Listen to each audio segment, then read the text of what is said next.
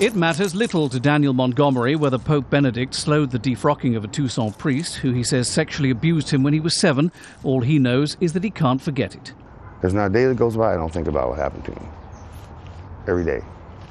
Daniel received a substantial sum of money from the Diocese of Tucson after suing over sexual abuse he says took place in the confessional at Our Mother of Sorrows Church in Tucson by Father Michael Teta, a priest his family regarded as a friend.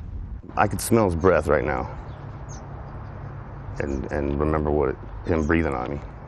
In 1997, a church tribunal found there to be an almost satanic quality in Father Teta's mode of acting towards young men and boys. But it wasn't until 2004, 14 years after he was first reported, that Teta was publicly laicized, cut adrift by the church. From Joseph Ratzinger, his signature is here, and it's a letter to this bishop telling him, you make sure you conduct all your investigations in secret.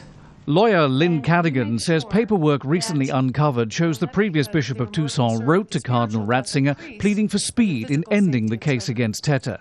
When you weigh the rights of a priest versus the rights of a child to be free from rape, clearly the Holy Father should consider the rights of the child. But Bishop Gerald Quincanas, who was brought in to heal the diocese after the sex abuse allegations, denies his predecessor wrote out of desperation or that Ratzinger did nothing.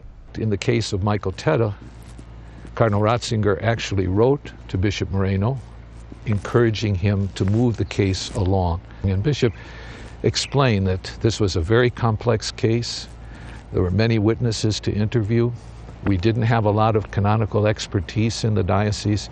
Michael Teta still lives in Tucson, where he's been known to occasionally give interviews denying he did anything wrong. Can I ask who you are? No. Do you live here now?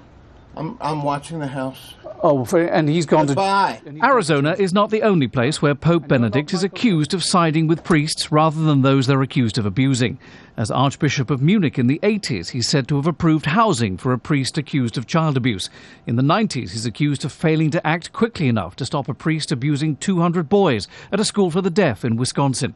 And he's said to have resisted defrocking California priest Stephen Keasley, saying the good of the universal church had to be considered.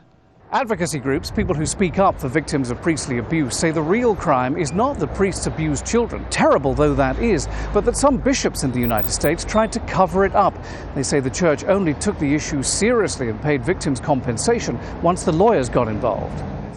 Dave Lorenz was abused by a priest in Kentucky and now works with victims of predator priests. He says the church believes ordained priests are a notch above the laity. I don't think they've ever totally comprehended that this is a crime. The degradation that a child goes through, the shame, the guilt, when a priest tells them, if you tell anybody, you will go to hell. Dan Montgomery doesn't wish the Pope any ill. He would like the headlines to fade away, even though he knows memories of the abuse he suffered at the hands of his priest are unlikely to. John Terrett, Al Jazeera, Tucson, Arizona.